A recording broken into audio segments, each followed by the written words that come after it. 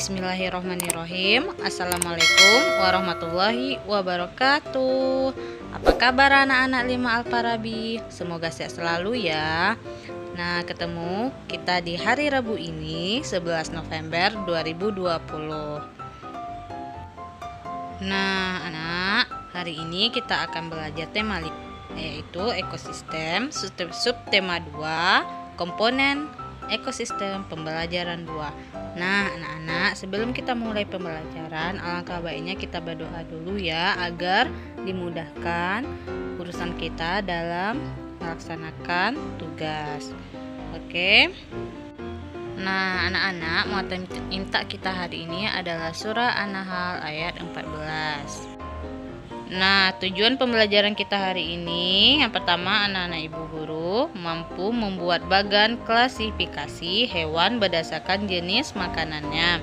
Nah, yang kedua, anak-anak ibu guru mampu menuliskan ide pokok dan informasi penting dari teks. Nah, sekarang kita mulai ya. Tujuan pembelajaran kita yang pertama yaitu membuat bagan klasifikasi hewan berdasarkan jenis makanannya. Oke, are you ready? Ready. Anak-anak, di sini adalah bagan klasifikasi hewan berdasarkan jenis makanannya. Sebelumnya kita sudah mempelajari yaitu penggolongan hewan berdasarkan jenis makanannya, yaitu ada hewan herbivora, hewan karnivora, dan hewan omnivora. Nah, hewan herbivora adalah hewan yang pemakan tumbuhan. Ciri-cirinya memiliki gigi seri dan memiliki gigi gerahan. Kemudian contohnya yaitu sapi, kambing, burung, kuda, dan lain-lain. Nah, yang kedua ada hewan karnivora. Hewan karnivora adalah hewan pemakan. Ciri-cirinya memiliki gigi taring, memiliki gigi geraham yang kuat. Kemudian contohnya anjing, kucing, harimau, singa, serigala. Kemudian ada hewan omnivora.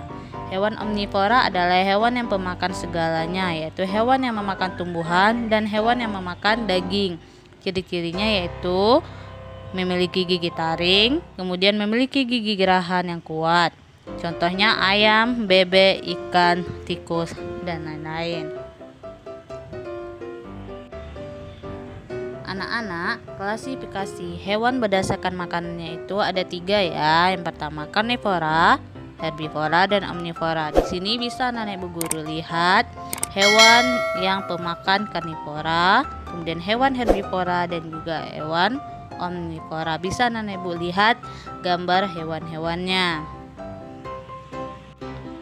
Oke, kelas-kelas. Nah, selanjutnya yaitu ada contoh hewan herbivora. Nah, di mana hewan herbivora itu memiliki 3 jenis kelompok hewan pemakannya. Yang pertama yaitu kelompok hewan pemakan daun-daunan, rumput-rumputan. Contohnya sapi, kuda, kerbau, gajah, dan kambing. Yang kedua ada kelompok pemakan biji-bijian. Contohnya burung, merpati, perkutut, dan parkit. Yang ketiga kelompok pemakan buah-buahan. Contohnya kelelawar dan burung beo. Nah, selanjutnya ada contoh hewan karnivora. Nah, hewan karnivora ini dibagi atas 5 kelompok pemakannya ya. Yang pertama ada kelompok burung, yaitu contohnya burung elang, burung raja wali, dan burung hantu. Yang kedua ada kelompok ikan, yaitu ikan hiu, ikan piranha, dan ikan iguana. Yang ketiga yaitu ada kelompok reptil, yaitu ular, komodo, buaya, bunglon, cicak, dan tokek. Yang keempat ada kelompok mamalia, yaitu kucing, singa, anjing, cetah, dan serigala. Yang kelima ada kelompok serangga, yaitu laba-laba, nyamuk, dan capung. Nah, selanjutnya yaitu contoh hewan omnivora. Hewan omnivora ini ada 2 ya. Yang pertama contoh omnivora adalah ayam dan beruang. Ayam makan jagung, padi, dan juga cacing. Kemudian burung dia makan ikan dan juga makan dedaunan. Kemudian contoh lainnya yaitu bebek, babi, tikus, monyet, dan musang. Untuk lebih jelasnya, silakan anak-anak simak video berikut ini ya.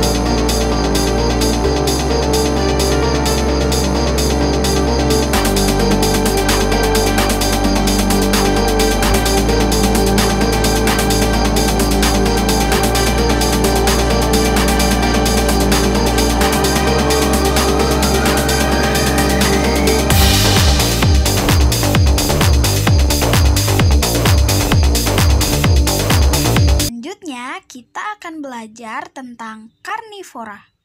Karnivora berasal dari bahasa Latin dari caro yang artinya daging dan vorare yang artinya melahap.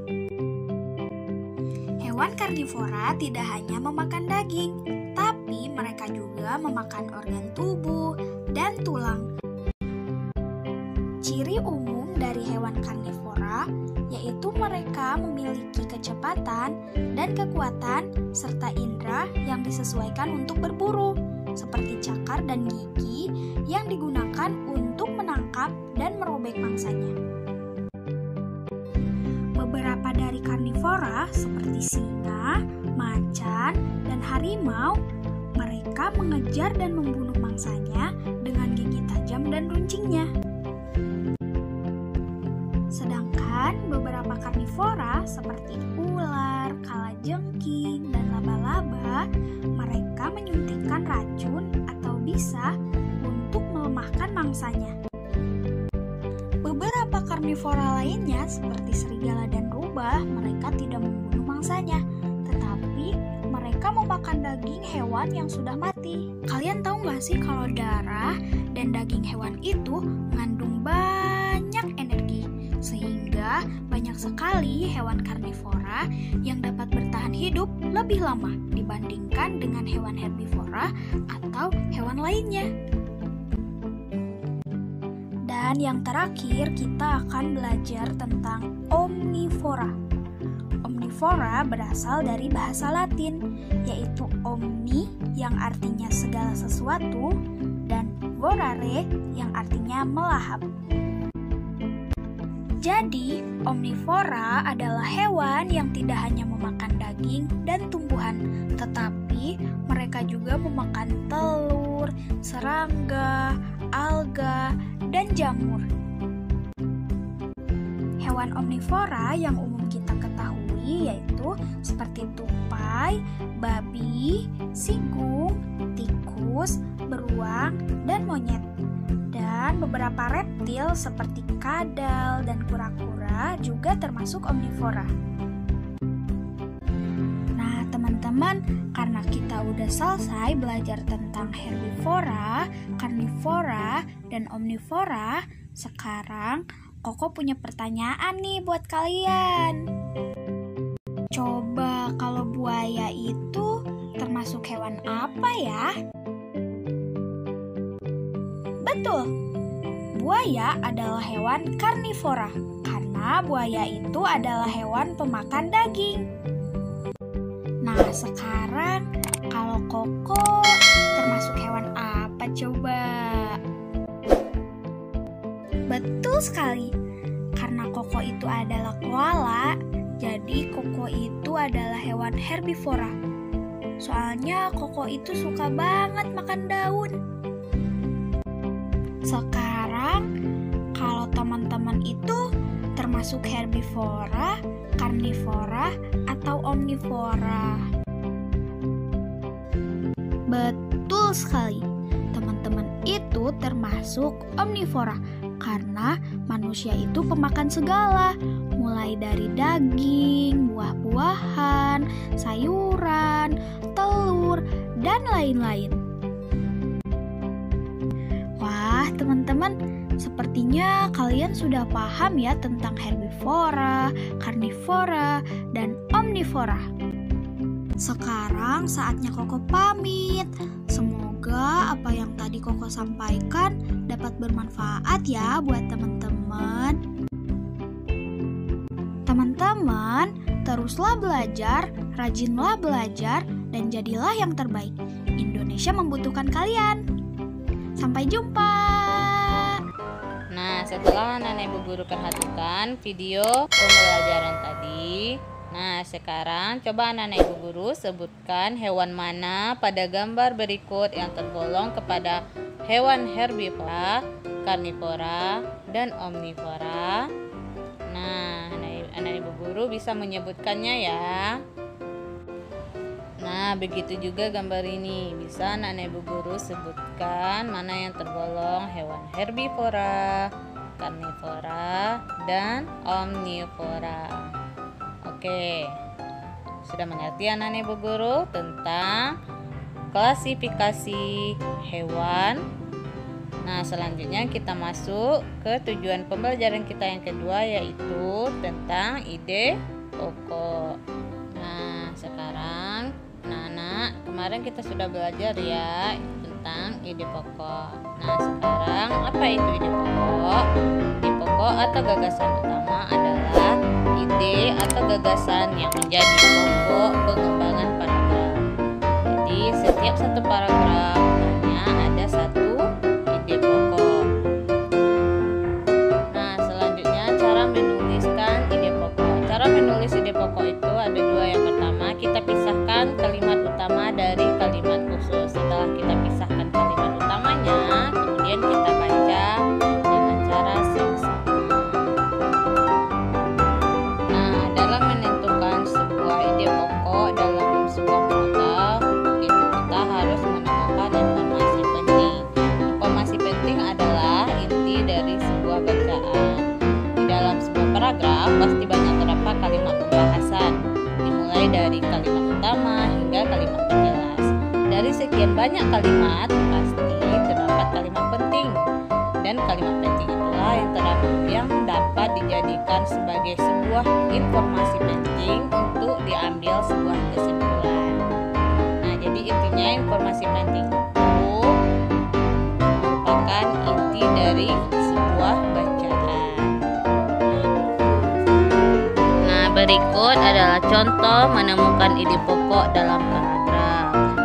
Nah, bisa Nenek Ibu perhatikan ya, di sini ada teks bacaannya. Hujan deras selama 4 jam berturut-turut menyebabkan meluapnya air sungai di beberapa titik. Hal tersebut menyebabkan terjadinya banjir dan dapat menghambat aktivitas sehari-hari. Air yang meluap ini menyebabkan tergenangnya jalan-jalan di kampung, sehingga sehingga mempersempit ruang gerak dari warga. Bahkan jalan protokol pun ikut tergenang dan semakin menghambat jalannya lalu lintas di Jakarta. Keadaan ini diperkirakan akan berlangsung dalam waktu 24 jam ke depan apabila tidak ada penanganan yang efektif dari Pemprov DKI Jakarta.